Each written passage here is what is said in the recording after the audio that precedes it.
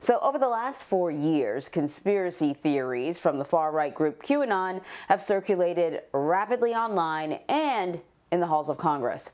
After President Joe Biden was sworn into office yesterday, some QAnon followers were left searching for answers after predictions of a second Trump term and a so-called storm failed to materialize.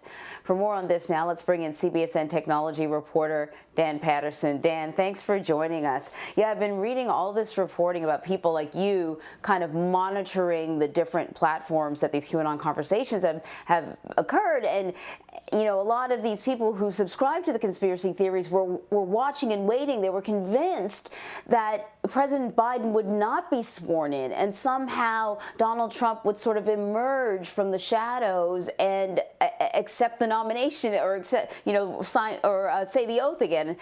So for people who are not into QAnon, can you just sort of bring us up to speed? These theories have been popping up over the last 4 years. They evolve like an amoeba. They just sort of go in different directions. Currently, what was the theory? What was the storm? What were people expecting?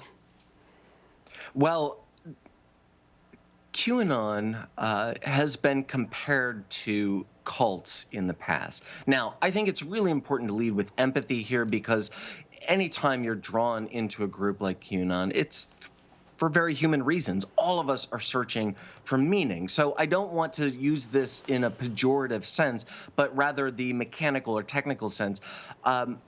Like a lot of cults, QAnon true believers were looking for this kind of rapturous event they called the Great Storm or the Great Awakening, and that would happen when Satan-worshiping Democrats who traffic children in Wayfair boxes — I'm not making that up, that is a core tenet of the conspiracy — would be arrested by President Trump and Q, or at least members of the military directed by Q. And many of them, as preposterous as this might sound, kind of looked at this as an event that would happen on or about the inauguration. And I was inside a number of these QAnon chat rooms as President Trump left the White House, and then again as President Biden was sworn in. And there was profound disbelief.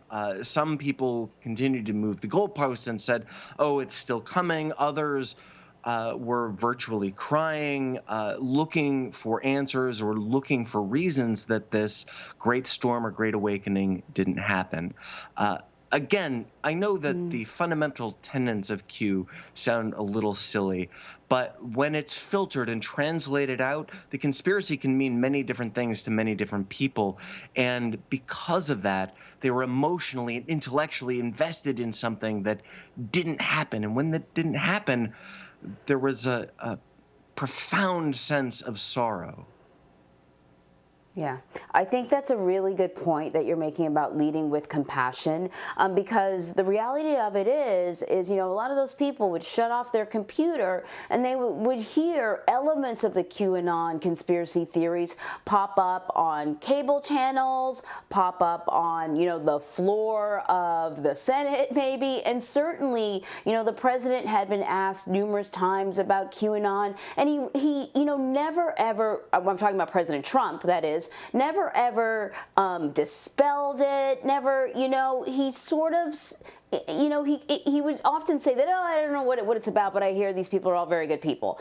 And so he did not help either. So if you're getting it from multiple sources, the reinforcing of this QAnon stuff, you know, you might have a tendency to believe it, even believe that the storm is coming. And, you know, people were kind of like waiting until the last moment of Trump's presidency for something to happen, looking for clues. Often what they did was dissect, you know, what the president said, dissect his tweets. And even yesterday, there were people online, you know, counting the number of flags around his, the stage that he was on, saying there was 17, which is, you know, the 17th number in the alphabet is Q, really looking for something. As you were watching this dialogue online, how were the Q theories evolving to absorb what was clearly happening, which was President Trump was leaving and President Biden was taking over?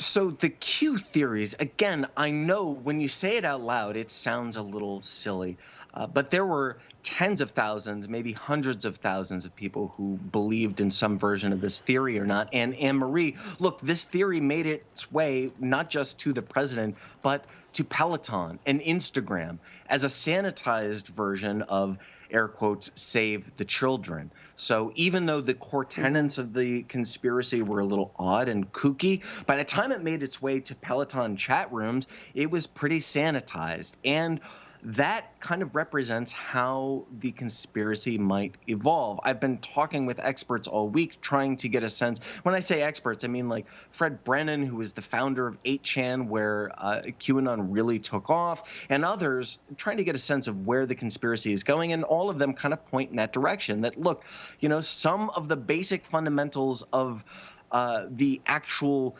Q is posting drops that are picked up by true believers and disseminated. Some of that might go away, but this idea that the government is out to harm you will continue to evolve. And what Q is in 6 months might not look anything like it is today, but the seed was planted during the Trump administration and it was given room to grow. I want to point out that the president, who likely didn't believe any of this, exploited the hurt and the feelings that drove a lot of Q true believers into this conspiracy to begin with. These people really looked at the president, at the former president, as a savior, and they saw evil in the world. So he really took Hmm. advantage of these feelings. These feelings aren't going away. They are in shock right now, and they will evolve into something else. Yeah, as I understand it, in some of these chat rooms or some of these platforms, there were all these theories being thrown out about, whether or not perhaps Biden is in on the whole Q thing. But I wonder if, as you were checking things out, if there were people who were despondent, who saw that what was predicted was not happening, and came to the conclusion that perhaps they were being lied to. I didn't encounter anyone who realized we are being lied to, but I encountered uh, dozens, maybe hundreds of people. The chat rooms, it was in a fairly small one that started off at about 8,000 and then grew to 10. And last I checked was close to 20. This is a small chat room run by somebody who harassed me and other journalists on Twitter and Facebook for years before the deplatforming. And, one thing that's really important is that although this conspiracy is fracturing, I didn't encounter anyone who said, oh, other than Ron Watkins, the guy who ran 8chan and 8kun, who tried to become the kind of ringmaster or ringleader of QAnon, I didn't see anyone who said, oops, yeah, back to normal life, Wow. everybody. Sorry about that. No, no, no. Everybody was deeply Wow. invested in this theory. And I look, I'm not an expert on cults, but I would imagine if we talked to people who have come out of cults, likely few would say, oh, yeah, I just gave up on it and left. No, no, there's an emotional and intellectual journey that has to happen for every single one of these hundreds of thousands of people. Yeah, that's a really great point. I mean, if you make a cult comparison, often when we've seen stories about people who've gotten out of cults, they need to go through a rigorous deprogramming. And the likelihood of that happening with QAnon is probably pretty slim because it just sort of evolves to meet the needs of people's fears and concerns. So it will always kind of be answering an unanswered question.